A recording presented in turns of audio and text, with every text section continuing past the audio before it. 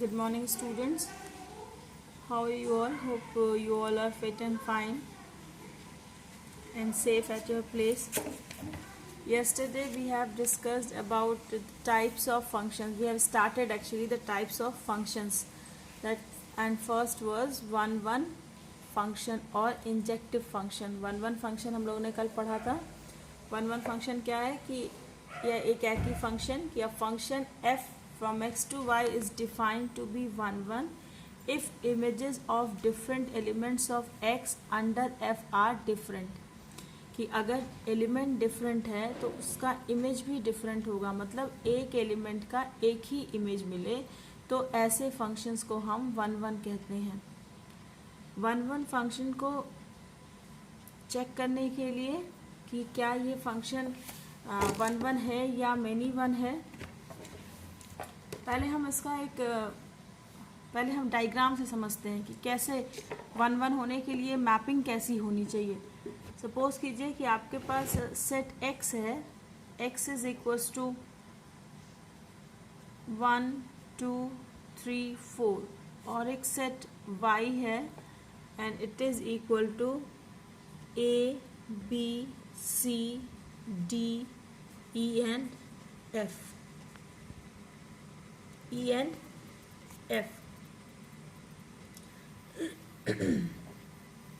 आपने एक function define किया f from x to y, ठीक है. f from x to y define किया और ये जो फंक्शन बना आपका ये इस तरह का सेट बना 1a 2b 3d 4c. तो इसका मैप, इसका रे डायग्राम कैसे बनेगा? It is your set x, it is your set y. A function f is defined from x to y. Here are the elements of x, that is 1 2 3 4. Here are the elements of y, a b c d e and f.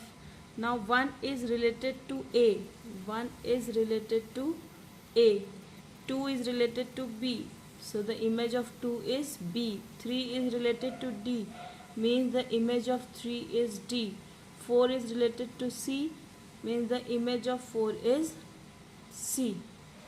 So you can see that कि all the elements of x are engaged.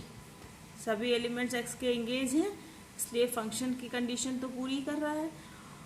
अब यहाँ पर एक element का सिर्फ एक image है, कोई भी y का कोई भी एलिमेंट एक से ज़्यादा एलिमेंट से जुड़ा नहीं है x से, है ना. हर एक y का एक एलिमेंट, y में कुछ एलिमेंट छूट भी गए हैं, e छूट गया, f छूट गया, इट डजेंट मैटर, क्योंकि हमने फंक्शन होने के लिए अभी तक y पर कोई कंडीशन ही नहीं लगाई है कि y कैसा होना चाहिए. हम तो केवल कहते हैं कि x के सभी एलिमेंट्स पार्टिसिपेट करने चाहिए उस फंक्शन के अंडर में, और दूसरी चीज़ कि एक x के किसी एक एलिमेंट के लिए हमें दो इमेजेस नहीं मिलने चाहिए. तो ये फंक्शन की कंडीशन को तो फुलफिल ही करता है. अगर इसमें e और f छूट गया तो उससे कोई फर्क नहीं पड़ता. वन होने के लिए क्या चाहिए कि एक y के जो एलिमेंट्स हैं ये एलिमेंट्स x में सिर्फ और सिर्फ एक ही एलिमेंट से रिलेटेड हो. a सिर्फ 1 से रिलेटेड है, b सिर्फ 2 से रिलेटेड है, सिर्फ c सिर्फ 4 से रिलेटेड है और d सिर्फ 3 से रिलेटेड है. तो इस तरह की जब मैपिंग होती है, जब x का एक एलिमेंट y के एक एलिमेंट से ही रिलेटेड होता है, तो ऐसे फंक्शंस को हम वन फंक्शन कहते हैं, 1 to 1. अगर यही डायग्राम ऐसे बना होता,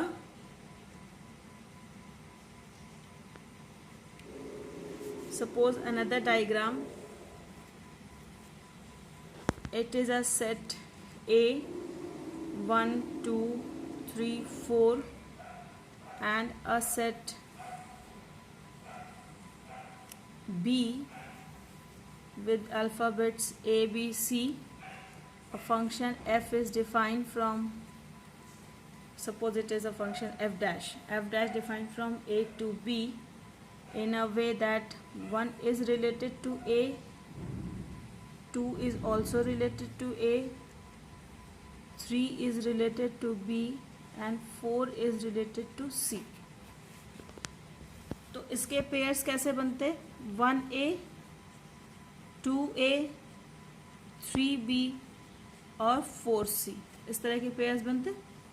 तो यहाँ पे देखो a1 का भी इमेज है और a2 का भी इमेज है, तो इसका मतलब ये 1 to 1 नहीं है, इसे हम कहते हैं many one. और यहाँ पे पेयर्स कैसे थे? 1a, 2b, 3d, 4c, किसी भी इमेज का प्री इमेज सेम नहीं था, तो इसे हम कहते हैं 1-1 में एक इमेज का एक ही प्री इमेज मिलता है, और मैनी वन में एक इमेज के कई प्री इमेजेस मिल सकते हैं. जैसे यहाँ पे ए के 2 प्री इमेज हैं, ए का प्री इमेज 2 भी है और ए का प्री इमेज 1 भी है, तो इसे हम कहते हैं 1-1 फंक्शन. 1-1 फंक्शन की हम टेस्टिंग कैसे करते हैं, जांच कैसे करते हैं कि कोई फंक्शन 1-1 है या नहीं है. How to check?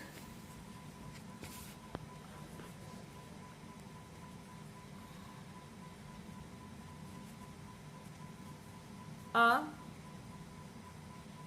1-1 function. 1-1 function कैसे चेक करते हैं? 1-1 फंक्शन के लिए हम कॉन्ट्रडिक्शन का यूज करते हैं. कॉन्ट्रडिक्शन आपने मैथ्स में सुना होगा, जबकि हम एक एजम्पशन लेते हैं, फिर अपने ही एजम्पशन को हम रॉन्ग प्रूफ करते हैं, इसे कहते हैं प्रूविंग बाय कॉन्ट्रडिक्शन. कॉन्ट्रडिक्शन से प्रूफ करना. हम 1-1 को भी वैसे ही प्रूफ करते हैं. हम सपोज कर लेते हैं, हम मान लेते हैं फर्स्ट स्टेप में कि let x1 and x2 are 2 elements in the domain A. x1 और x2 डोमेन A में 2 एलिमेंट हैं और इन दोनों एलिमेंट्स की इमेजेस सेम है, जबकि 1-1 होने के लिए क्या होना चाहिए? इमेजेस सेम नहीं होनी चाहिए. तो हम मान लेते हैं कि 2 एलिमेंट ऐसे हैं जिनकी इमेजेस सेम है, fx1 is equal to fx2 है.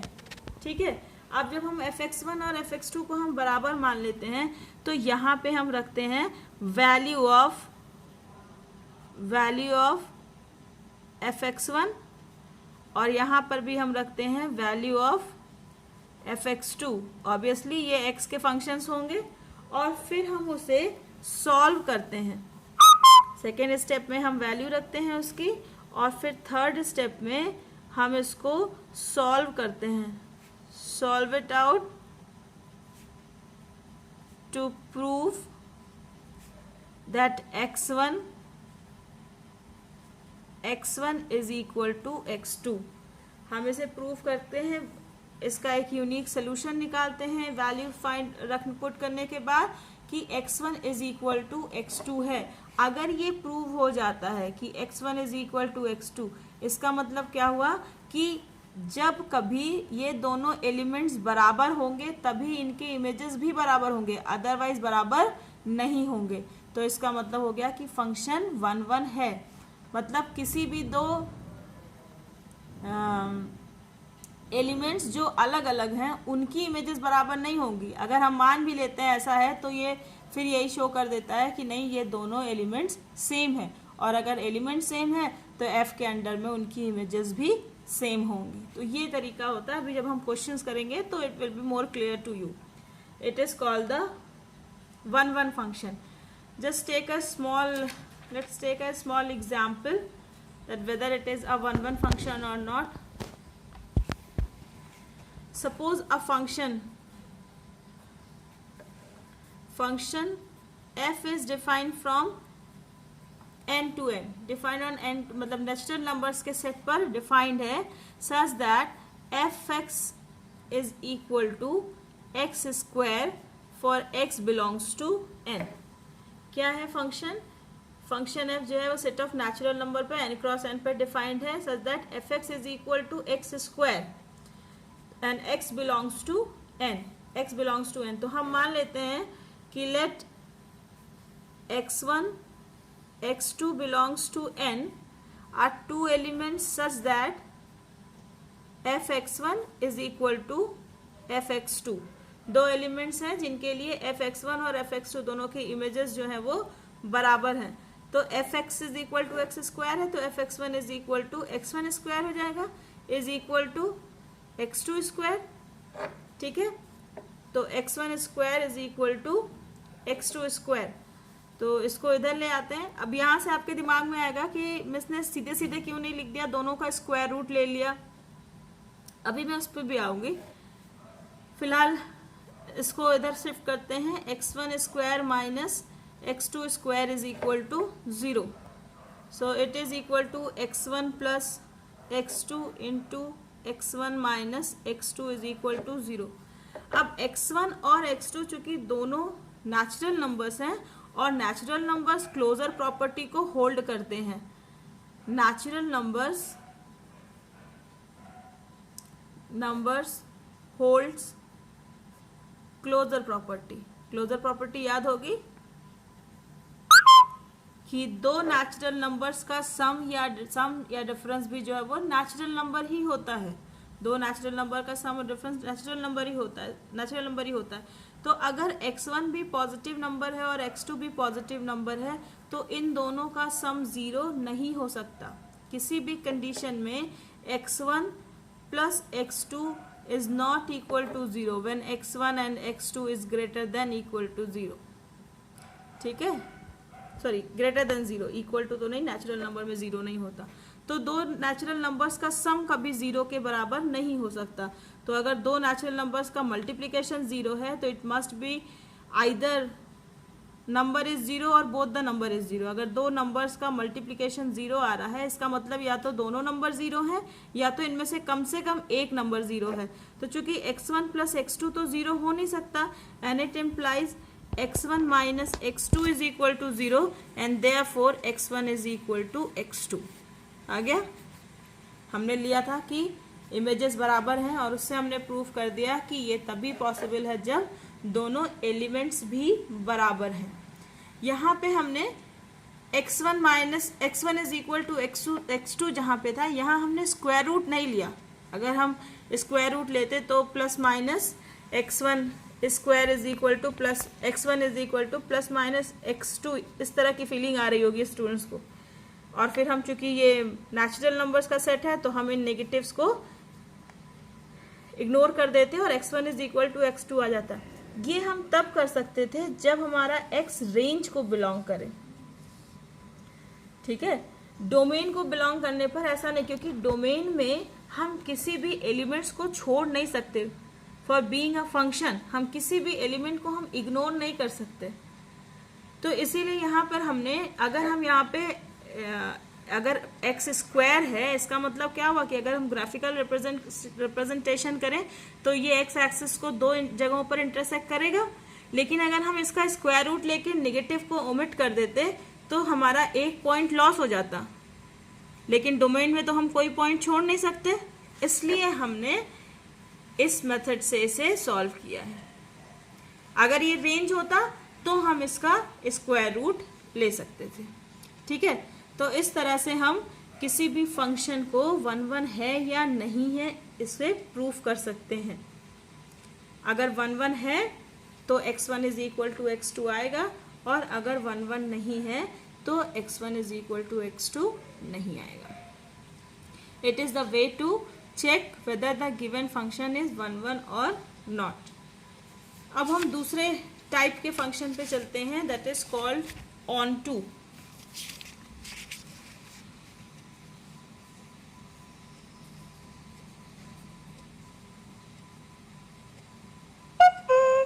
It is called the onto or surjective.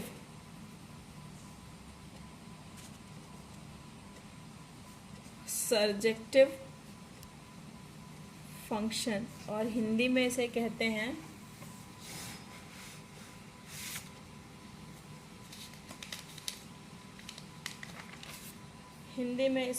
हैं अंतःक्षेपी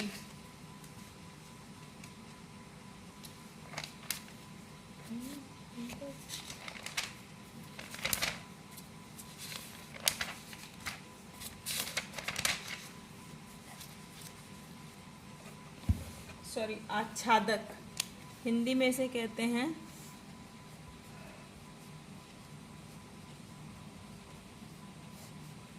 आच्छादक फलन। आच्छादक फलन या ऑनटू। पहले हम डेफिनेशन देखते हैं कि सर्जेक्टिव की डेफिनेशन क्या होती है। A function f from x to y where x and y are the subset of R is said to be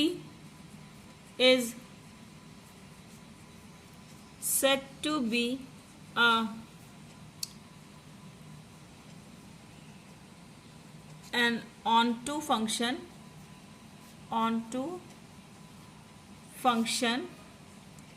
if every element of y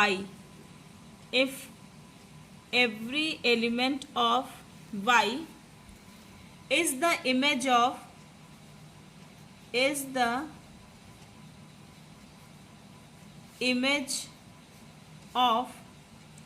some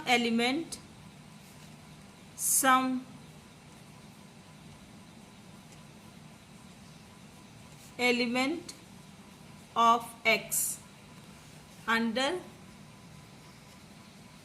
f। That is क्या मतलब है इसका कि for every y, for each y belongs to y, y के हर एक element के लिए देयर एग्जिस्ट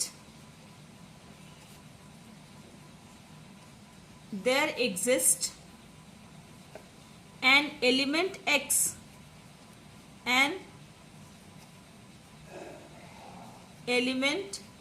in x, ठीक है, x in x such that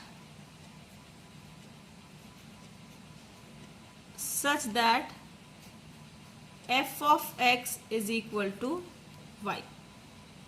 मतलब क्या हुआ इसका कि किसी a function f from x to y is said to be an onto function if every element of y is the image of some element of x under f।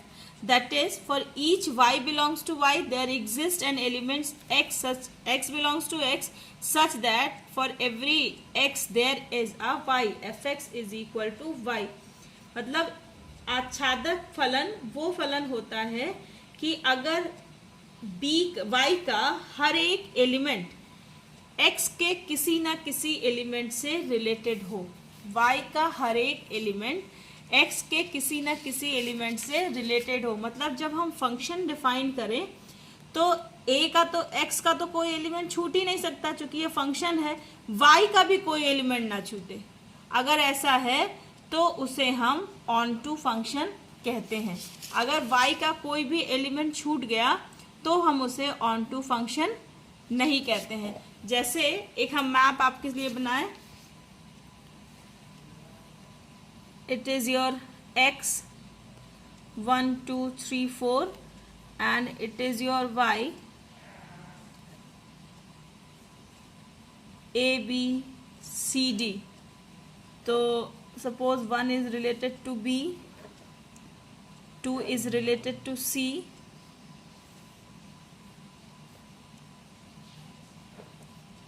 3 is related to A and 4 is related to D। तो यहाँ पे देखिए y का हर एक element engage है, A B C D सबके लिए एक इमेज प्री इमेज है। A की प्री इमेज 3 है, B की प्री इमेज 1 है, C की प्री इमेज 2 है और D की प्री इमेज 4 है। यानी y के हर एक एलिमेंट्स के लिए x में हमें एक प्री इमेज मिलना चाहिए, या हम ऐसे कहें कि y के भी सभी एलिमेंट्स उस फंक्शन में इन्वॉल्व होने चाहिए। अगर ऐसा है तो हम उस फंक्शन को ऑनटू कहते हैं। और यहाँ अगर आप देखें तो x का हर एक फंक्शन सिर्फ और सिर्फ x का हर एक एलिमेंट सिर्फ और सिर्फ एक ही एलिमेंट से रिलेटेड है, तो ये फंक्शन ऑनटू होने के साथ साथ 1 1 भी है। ये हो गया 1 1 ऑनटू फंक्शन, ये 1 1 भी है और ऑन टू भी है, मैनी वन ऑन टू भी हो सकता है। सपोज ये आपका सेट ए है, ये आपका सेट बी है। ए के एलिमेंट्स 1 2 3 4 हैं और बी के एलिमेंट्स ए बी और सी हैं। 1 is related to A, 2 is related to A, 3 is related to B and 4 is related to C. अब ये ऑन टू तो है लेकिन ये 1 1 नहीं है। ए का प्री इमेज 2 भी है, ए का प्री इमेज 1 भी है, लेकिन ए बी सी तीनों इन्वॉल्व हैं, तो ये ऑन टू फंक्शन है। तो ये है many one onto function, many one onto function. अगर कोई फंक्शन 1 1 भी है और ऑन टू भी है तो उसको हम कहते हैं bijective function. If a function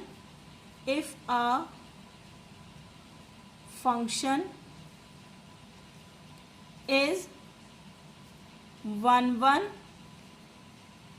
and on to, then such function is called 1 1 on to or bijective function। bijective function, अगर कोई फंक्शन 1 1 भी है और ऑन टू भी है तो ऐसे फंक्शंस को हम बाइजेक्टिव फंक्शंस कहते हैं। तो ये जो हमने अभी एग्जाम्पल लिया था, ये वाला एग्जाम्पल, ये एक बाइजेक्टिव फंक्शन का एग्जाम्पल भी है। तो students in your exams generally the questions come in form of कि check the whether function is 1 1 or on 2, और कभी कभी ये भी प्रूफ करने को आता है कि if the given function is a invertible function। invertible function हम अपने नेक्स्ट वीडियोस में इसको भी पढ़ेंगे कि what are the invertible function। तो इन्वर्टिबल फंक्शन को भी प्रूफ करने के लिए हमें उसे बाइजेक्टिव भी प्रूफ करना होता है, 1 1 ऑन टू भी प्रूफ करना होता है, स्पेशली जब आपको उस इन्वर्टिबल फंक्शन की वैल्यू ना निकालनी हो। अगर सिर्फ ये प्रूफ करना है कि फंक्शन इन्वर्टिबल है then it is the best way to prove it, कि prove the function as a bijective 1 1 onto function. 1 1 onto functions are invertible functions. I hope कि आपको इन्वर्टिबल फंक्शंस थोड़ा याद होगा जो आपने फर्स्ट ईयर में पढ़ा है। Otherwise we will discuss about the invertible functions also in our next videos. So it is for today, it is 1 1 and it is a definition of 1 1 and on two functions. I hope you understand what is the 1 1 and what are the 1 1 and what are the on two functions. So in our next video we will discuss that how we check that whether the given function is a onto function और not. दिया हुआ function, कोई भी दिया हुआ function वो on to है या नहीं है। Students some students ask me for the second question of NCERT book, second question of exercise 1.1 from NCERT book. A question is there in NCERT book that R is a function defined on set of real numbers. This is second question of exercise 1.1 from NCERT book. NCERT book. So R is defined as AB such that A is less than equal to B square. So you have to prove that this relation is neither reflexive nor symmetric nor transitive. तो symmetric और transitive तो होगा ही नहीं, क्योंकि at the same time ये दोनों condition तो possible ही नहीं है। आई होप कि अगर उस क्वेश्चन में पर्टिकुलरली ये था कि क्या ये रिफ्लेक्सिव है या नहीं है, because for 1 the square of 1 is also 1, the square of 1 is also 1, but एक बात आप ध्यान रखिए कि रिफ्लेक्सिव होने के लिए कंडीशन थी, रिफ्लेक्सिव होने के लिए ये कंडीशन थी कि for each x belongs to A, A के सभी एक्स के लिए एक्स एक्स जो है वो उस रिलेशन में होना चाहिए। तो ये सिर्फ एक नंबर 1 के लिए ही ट्रू है ना, और तो बाकी किसी नंबर्स के लिए ट्रू नहीं है। तो अगर बाकी किसी नंबर्स के लिए ट्रू नहीं है, बाकी सारे नंबर्स छूट जा रहे हैं, तो ये रिफ्लेक्सिव कैसे होगा? अगर रिफ्लेक्सिव की कंडीशन आपको याद हो तो उसमें था for each x belongs to A, x x belongs to R, है ना। जबकि ये कंडीशन अगर हम मान भी लें कि a is equal to less than equal to b square है, तो बाकी सबके लिए लेस देन होगा और उसके लिए 1 के लिए तो इक्वल होगा, तो सिर्फ 1 के लिए इक्वल होगा ना। तो सिर्फ एक एलिमेंट्स की वजह से हम इसे रिफ्लेक्सिव नहीं कह सकते, जबकि वो सारे के लिए कंडीशंस को फुलफिल ना करता हो। And that is why it is not reflexive, not symmetric, not transitive. Okay, so keep on practicing, keep on learning, stay home, stay safe, goodbye.